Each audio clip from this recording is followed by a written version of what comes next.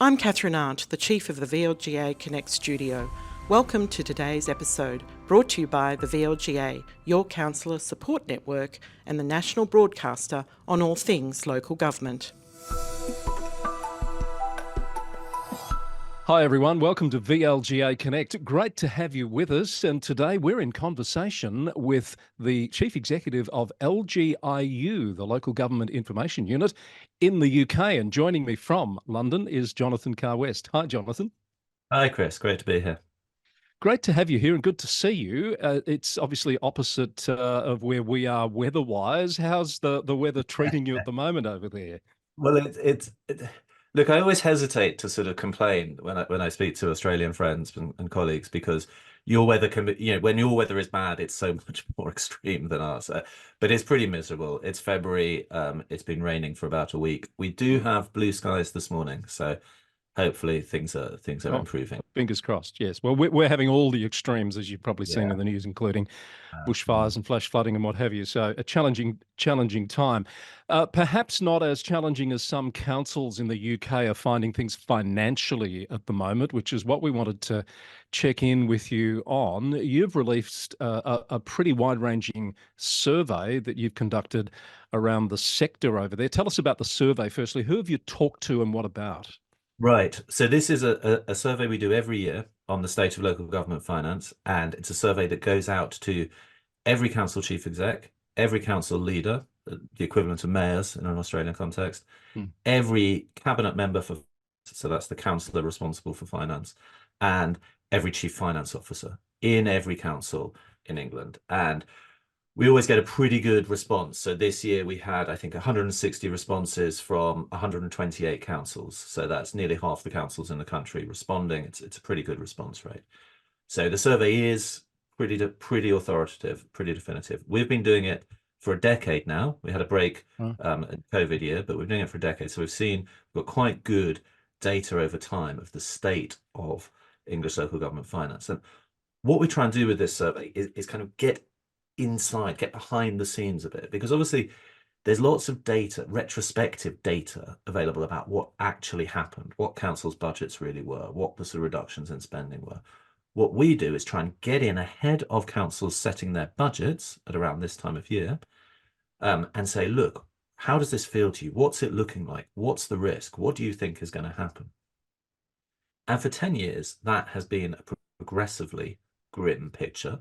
And, Australian listeners with an interest in English local government will know that there's been a very tight austerity squeeze on English local government finances for over a decade now, since 2011. And indeed, back in 2017, I was invited over to Australia to sort of tell us how bad it is there and what can we learn. And it's only got worse since then. This year, we see it really, really dropping off a cliff. So Jonathan, it seems every day I wake up and see the news feeds, and there's another council declaring a Section 114, which means effective bankruptcy. There's commissioners being appointed. I think Nottingham this week, as we record this, has just had commissioners announced. Yep. Seeing as you've been doing the survey for so long, you say the picture's been getting more grim each year, but did you really see a crisis of this extreme coming? Well, look, I don't want to sort of be all I told you, but yes, we did. Yeah. We have been, and we're not alone. Other bodies in the sector as well. We have been warning of this for years. So, this time last year, about 8% of councils, so nearly 1 in 10, were saying, look, we're worried that we might not be able to balance our books this year, that we might issue it. And actually, that is pretty much what's happened. We've seen, as you say, this steady sort of drip of councils effectively going bankrupt, including now big high-profile councils, Birmingham, the biggest local authority in Europe, Nottingham, a major city. These are not small or insignificant places. These are big mainstream councils going bust. Just before Christmas, the Local Government Association looked at their members, and 1 in 10 are warning now that they might go bust this year. We're getting the same figure from our survey, but that's just the tip of the iceberg, Chris. So what we did, and the big finding from this survey, is we said, okay, everyone's asking about the next year. What if we ask about the next 5 years? We're coming up to an election in the UK. There'll be a national election this year. We don't know when, maybe in May, maybe in the autumn. But we will have a new government.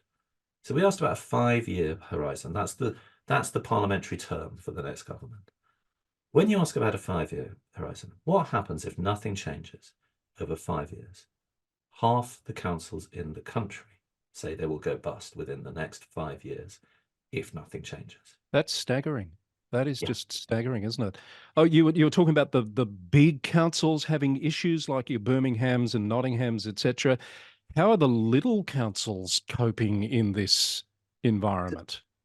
So it plays out in different ways, and one of the challenges in explaining English local government to any other audience is just how mixed and varied it is. So you have councils of very different types, and different types of councils have different responsibilities.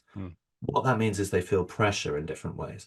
So the main difference is between what we call unitary or upper tier councils, which have responsibility, and this is different from the Australian context. They have responsibility for social care.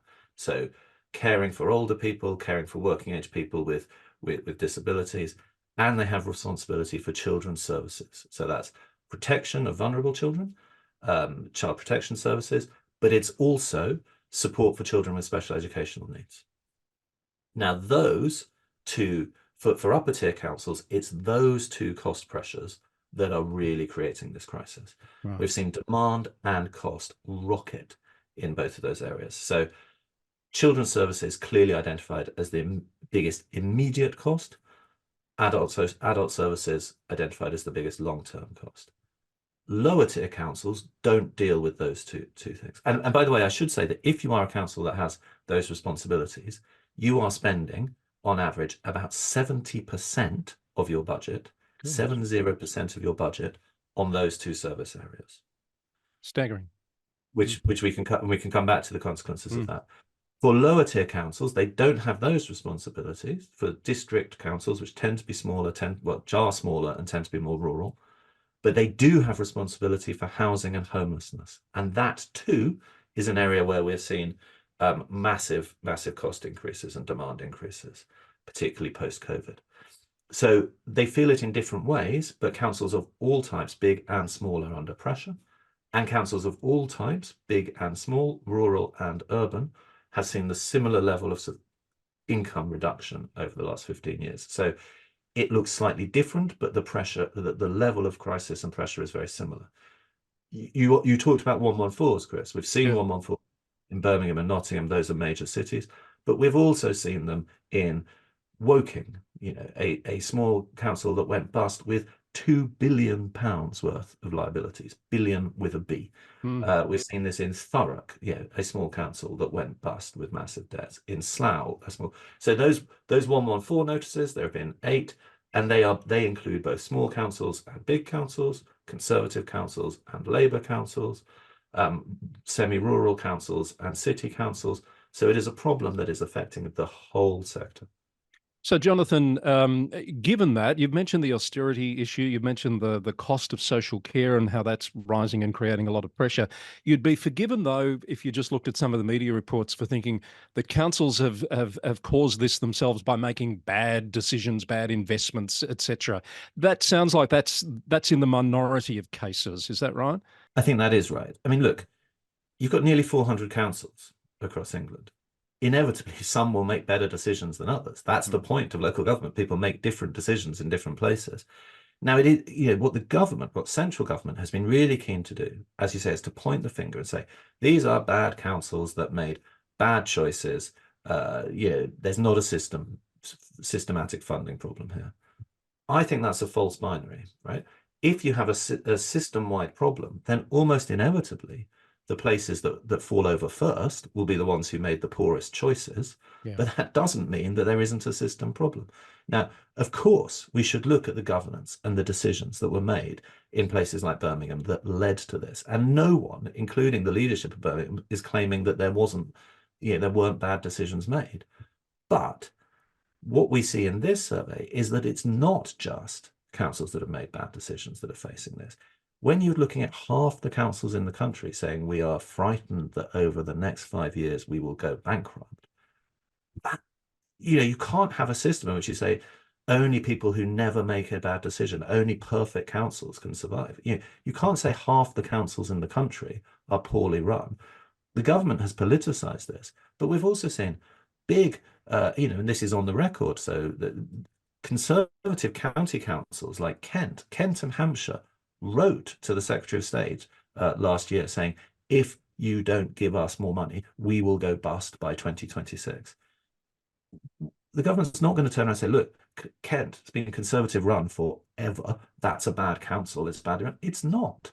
Yeah, you can't. So yes, some of the councils that fell over first, and one chief exec said this to me. He said, look, make no mistake, we are all on this pathway. Some people are closer to the cliff, some are further back, but we are all heading in the same direction. So the councils that fell over first, of course, we can and we should learn lessons and question what the decisions that were made there.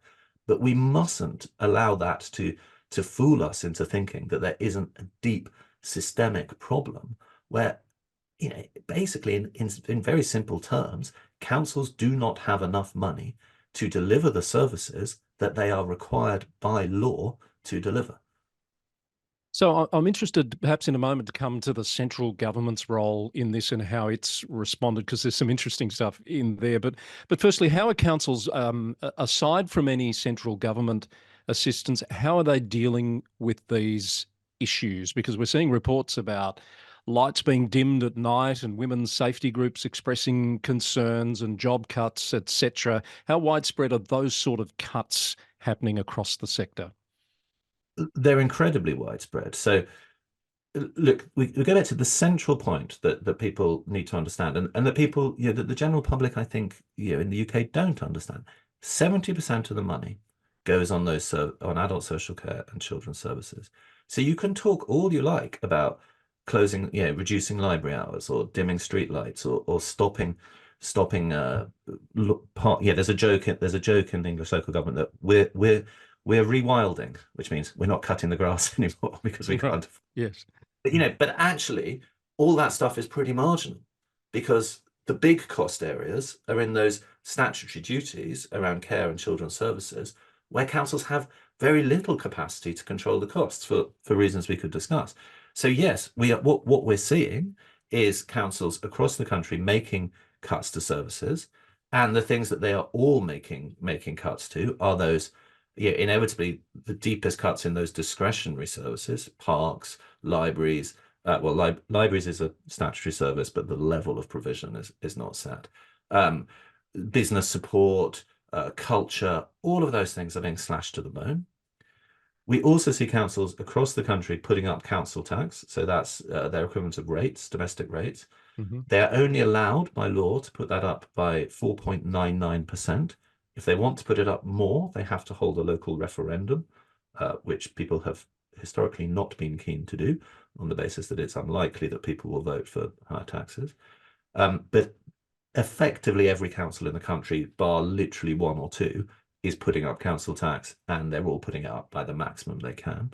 We also know that more than half the councils in the country are digging into their reserves year after year after year. So it's the definition of unsustainability. So, Jonathan, given that, as you've said, really councils only have capacity to make those sort of changes in those discretionary areas, the areas that they're not obliged in a statutory sense to deliver, how are communities responding to this? And does your survey tell you much about how councils and communities are engaging on the problem? No, we're going to be, but just to sort of preempt that, I'm not saying, by the way, that they are not making cuts in those statutory provisions. They are reducing those as much as they can. So, but there's not much scope to do it. So 16% of councils told us, yes, we're making cuts to adult social care, but they're relatively limited because, the eligibility criteria are set out and the market doesn't allow. So children's services, for example, children's residential care is incredibly expensive. You have private sector operators, you've got a lot of private equity money in it now. They're charging astronomical fees, and councils are pretty much held over a barrel. So talking to a director of children's services, saying, look, if you have a child who is in an unsafe environment, you have determined through difficult processes, and you don't take this decision lightly, that child needs to be removed and taken to a safe place. That needs to happen now.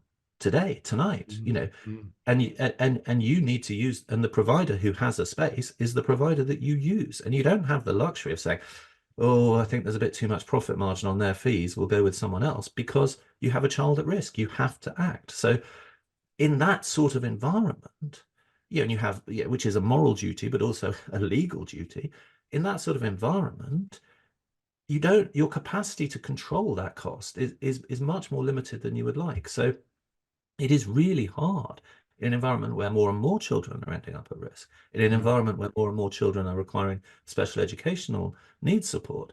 It's very, you can talk about councils being efficient and you can demand productivity plans, as the government has done, which perhaps we'll talk about. Yes. But actually, the capacity to reduce that burden is really limited. On the point about the community, we don't know that yet. And in fact, we have another piece of work planned for just ahead of the local elections in May. We're going to be doing a bit of work with Ipsos Mori, some public polling, because I think the question that this raises, so councils in this survey telling us, yeah, sure, we're making cuts, and we think we're making cuts to frontline services, and we think people are going to notice. These are the things.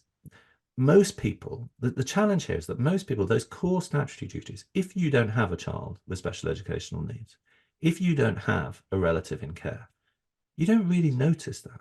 So you pay your council tax and you don't really see where most of it's going, because all that's invisible. It's happening behind closed doors.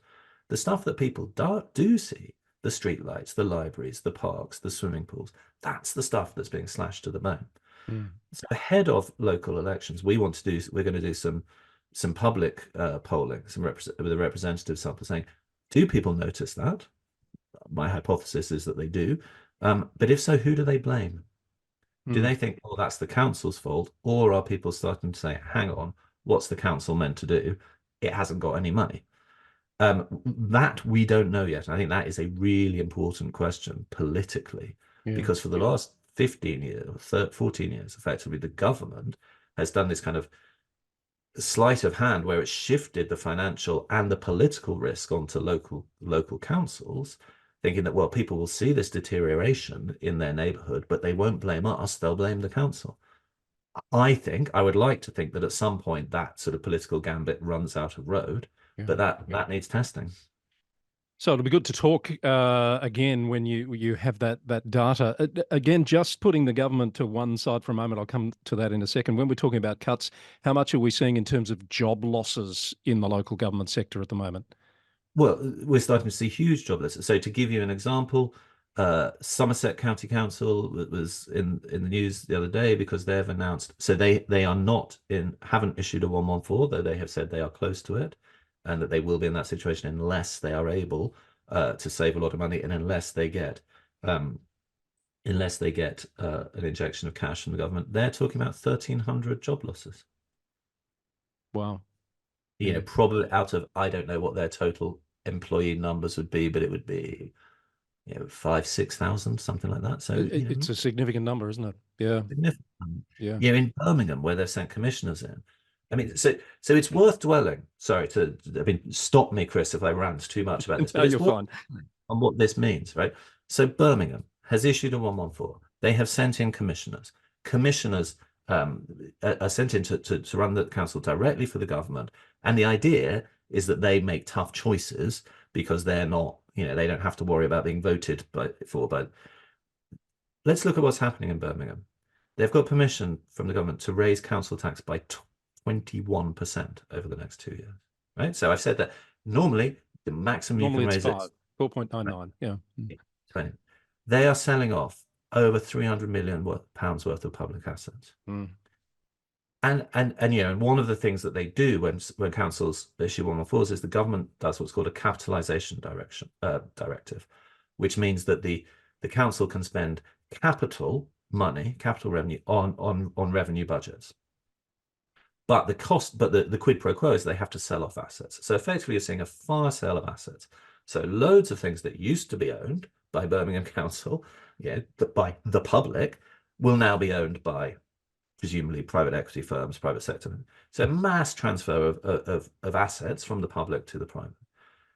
Children's services, we talked about the rising demand in children's services. Birmingham are having to make 24% cuts in their children's services budget. What's that going to mean? There aren't going to be suddenly 25% less children who in need. There aren't going to be sudden. You're storing up huge problems. I mean, this is the challenge, that in the sort of race to the sort of drastic action to close that budget deficit, you're making decisions that are going to have a huge long-term cost.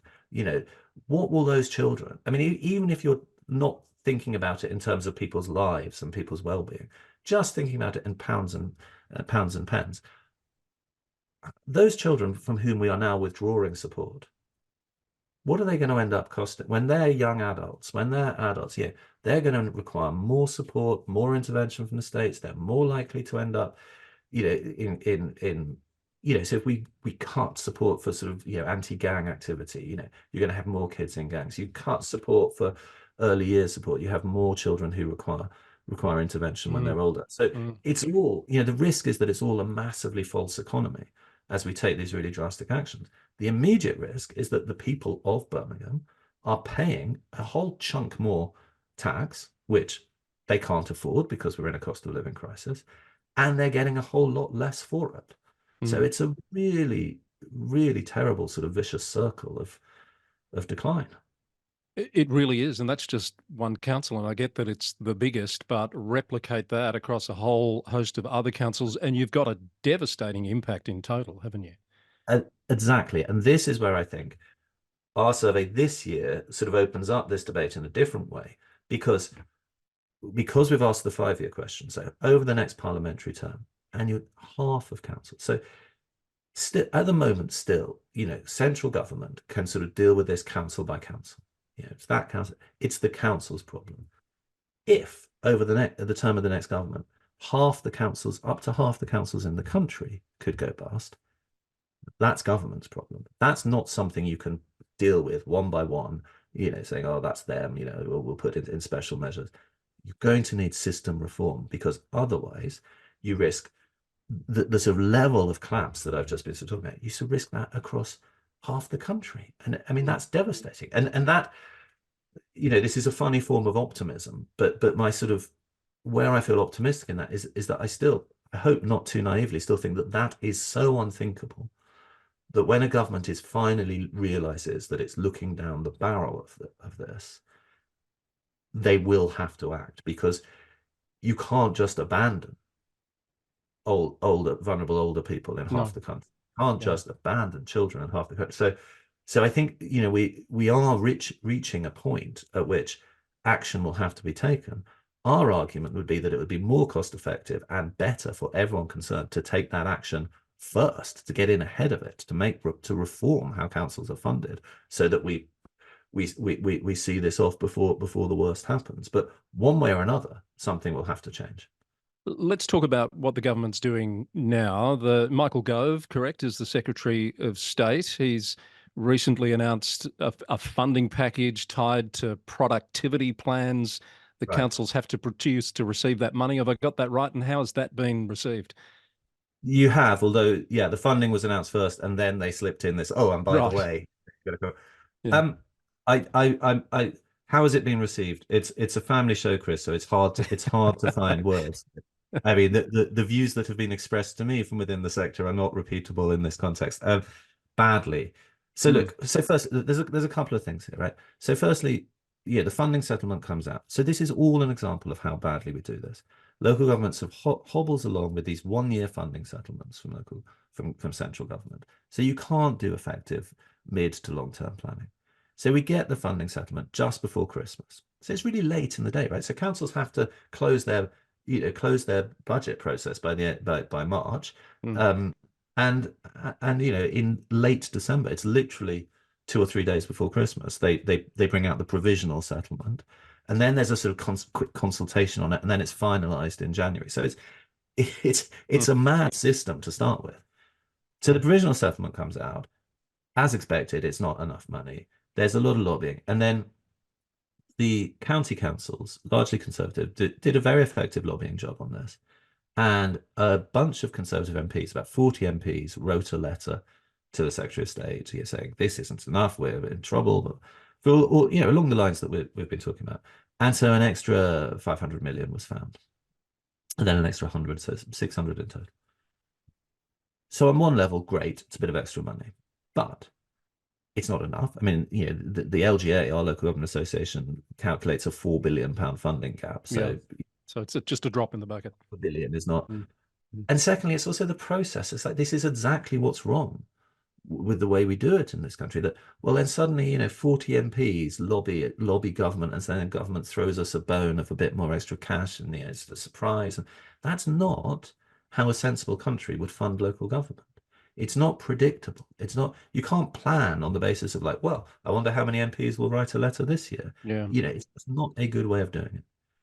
So you get not enough money delivered in a hokey way, and then you tie onto it this demand for productivity plans. Now, look, productivity in the public sector is a notoriously difficult thing to measure, and I wouldn't pretend enough economic expertise to do that. I mean, productivity, by the way, is a massive problem in the UK. Full stop. We have lower productivity than most comparable nations, and that's been a long-standing problem. In the public sector, it's very difficult to measure. And some of the elements of this productivity plan, no one, by the way, would deny that councils should be as efficient, should be as productive as possible. Some of the elements of this do frankly seem political, seem to be about politics and polarization and populism, not about productivity. So, for example, one of the things that councils are required to report on is how many equalities, diversity, and inclusion officers they're employing. Because Michael Gove doesn't see that as a good use of money. So it's saying, well, we hope you're not employing too many EDI officers. What on earth is this about? That's clearly doesn't, setting aside the fact that actually, those people do useful, good work. Set aside the fact, by the way, that the government requires councils, quite rightly, to do an equalities impact assessment on their activities. So who do they think is going to do that? So you've got a bizarre situation where the government's telling you off for employing the people you need to do the thing the government tells you have to do. Makes no sense. It makes no sense, and it's marginal, and it's clearly just a sort of political gesture. So, well, these woke councils wasting their money on equalities officers when they could be spending it on real things. It's farcical. And did I also see, Jonathan, in there, I think it was tucked away, a comment that there'd be some disincentives coming for those councils that have or are thinking of having 4-day working week arrangements like South Cambridgeshire? Yes.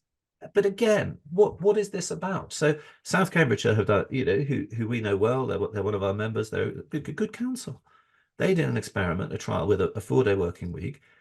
They measured the productivity of it. They found that it was a productive way for them to deploy their staff. They got better out, and there are lots of studies of this. Now, so I think that a 4-day week actually works quite well in that sort of organization, but it's not really the point. It doesn't matter what I think. That should be for them to decide. So where's the Secretary of State going to stop? Is he going to tell people, councils, how they should be arranging the shift patterns for their cleaning staff? How they, it is an executive decision. It's a decision for that council, how they feel they deploy their resources most effectively, for which they are accountable to the people of South Cambridgeshire who elect them. And if the people of South Cambridgeshire think that's a terrible idea, they'll vote for someone else. It just seems to me the ultimate sort of example of this sort of pointless control freakery.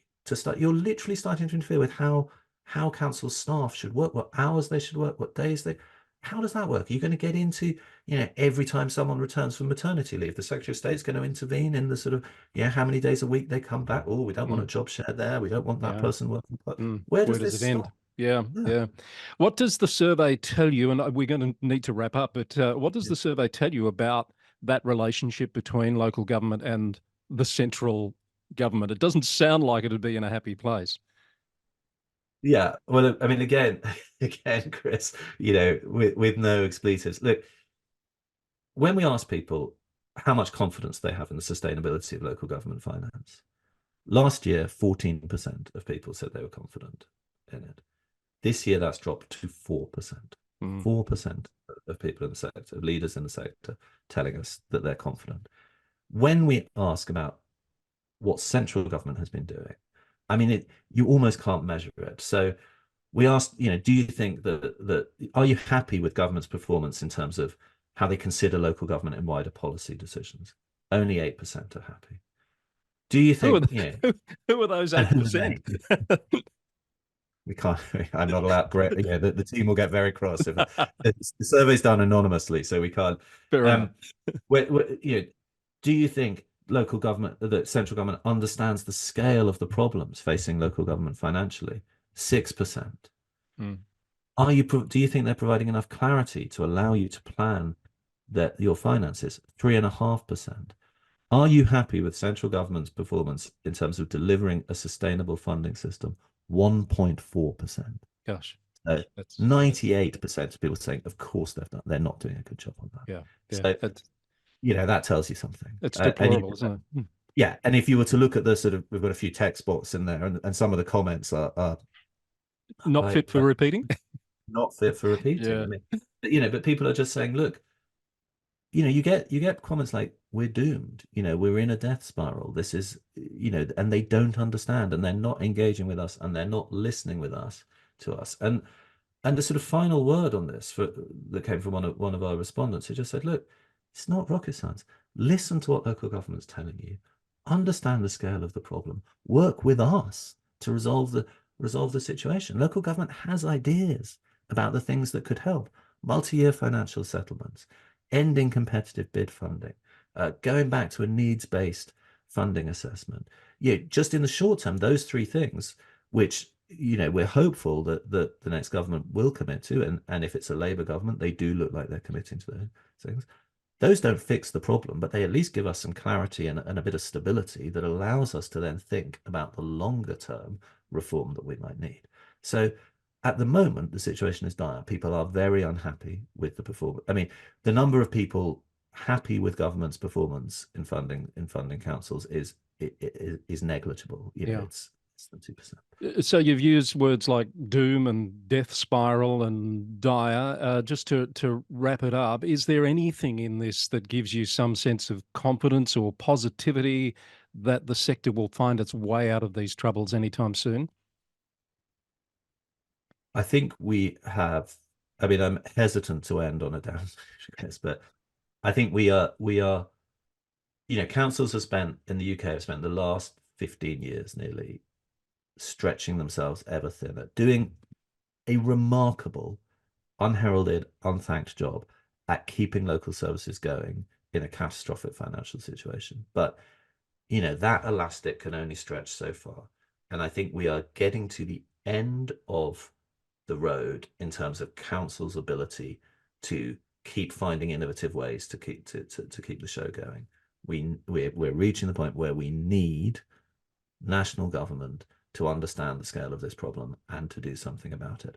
Now, that something isn't about just funneling massive injections of cash into local government, but it is about giving us a system that is predictable, that so councils can cut their cloth to suit their means. It's about giving us a system that enables us to join up services in a way that enables prevention, that enables us to invest, to save, that enables us to do the things that reduce pressure on acute services and bring that money back into local authorities to fund prevention. So there are things you could do, and it's time we did them. I did try to drag something positive out to end on, but I've been unsuccessful there. But look, you paint a worrisome picture, but that's the state that the sector's in. And I really do appreciate you walking us through those findings, Jonathan, and it would be good to keep in touch as the situation develops in the coming months. For sure. Very, happy to come back anytime and tell you about what the public think. I think that's going to be a really important finding. Jonathan Carr-West, CEO of LGiU, thank you very much for your time. And that's today's edition of VLGA Connect. We've been in conversation with Jonathan Carr-West. Thank you for watching and listening. Hit the subscribe button to make sure you don't miss any future episodes coming to you soon from VLGA Connect.